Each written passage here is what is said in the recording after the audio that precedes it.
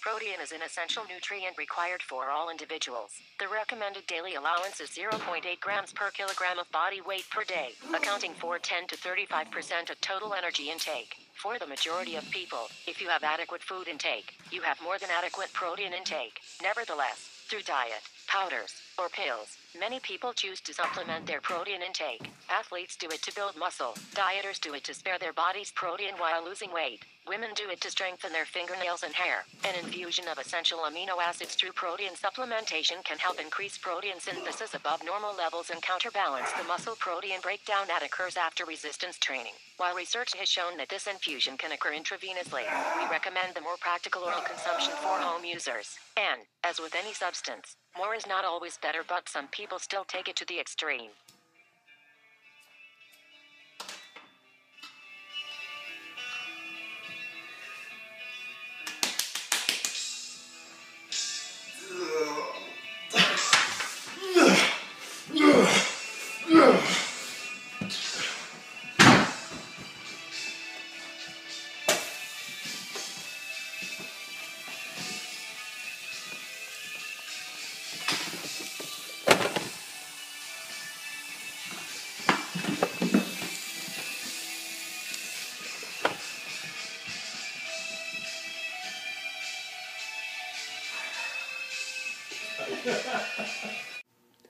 Ladies and gentlemen, the stories you are about to hear are true.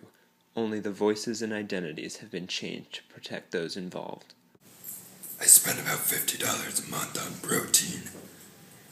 Whey isolate by Dramatize. I spend $20 a month. Whey protein, that's the way to go. $220 for meat alone, $65 for whey protein. Chicken and 7 whole eggs every morning.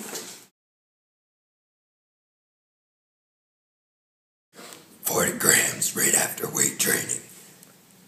I also take about 200 grams of protein per day through my diet. I take about 30 grams 4 to 5 times a week after my workouts.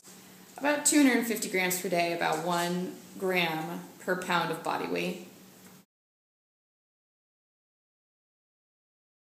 Fat absorbing for after weight training and easily digestible. It's usually helpful for muscle recovery. Speeds recovery, increase nitrogen retention, promote protein synthesis.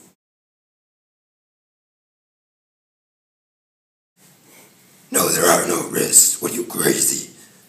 There are risks for taking protein? I had no idea. There are 0 risks for taking protein.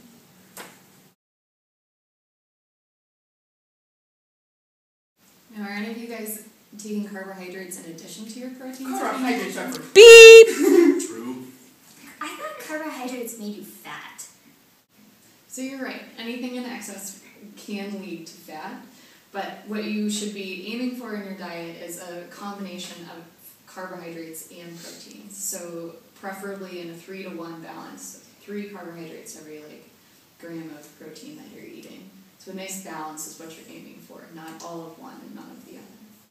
So my buddy told me to eat 5 grams of protein for every pound I weigh. What's up? Is that what I should do? That's a lot of protein. Most normal people only need 0.8 grams of protein per kilogram. But I'm trying to get big. Yeah, well, if you want to get big, maybe most athletes, depending on the intensity, only need 1.2 to 1.6 grams per kilogram of body weight. Man. I love everything about protein, and I want to stay jacked as long as possible. So when I get old, such as yourself, how much should I continue to take? Well, so interesting. So in the elderly, like me, you should actually be taking 1.6 grams of protein per kilogram of body weight. Is that how much you take? That's pretty close. That, along with my strength training, is how I combat the sarcopenia. Yeah. So I take protein before I work out, while I work out, after I work out. I take it for breakfast, I take it for brunch, I take it for lunch, I take it for lunch, I take it for dinner, and I take it late night. When should I be taking protein? Is that enough? That's more than enough. The only times that you really need to supplement with protein are during an intense workout, every 15 to 20 minutes, to keep your blood glucose levels even, and then you want to take another 6 to 20 grams of amino acids within an hour to 3 hours of exercise after Yeah? exercise. Oh, I need some more then. I need some.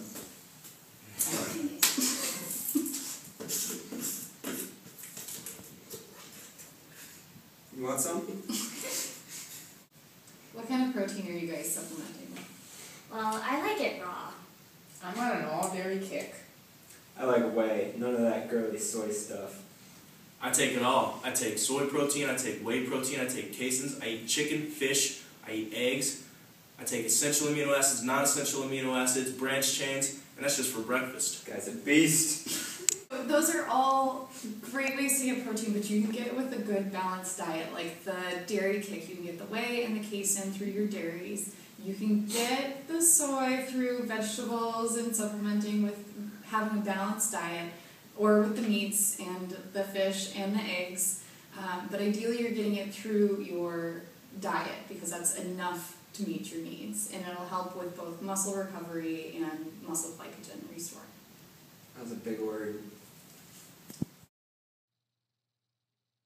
While there are no risks of protein supplementation in moderation, consuming excess amounts of protein can throw off the natural physiologic balance of the body and put stress on various organs. Increased protein intake has been linked with heart disease, cancer, brain toxicity, osteoporosis, and kidney disease. Protein-rich foods also tend to be high in fat, and excess consumption can lead to weight gain with its associated health risks. And for the common sense impaired individuals, protein is to be consumed orally. Any other mode of intake would just be foolish. Also, for those of you who think you are Rocky, you are not. And if you drink a full glass of raw eggs, you might get salmonella.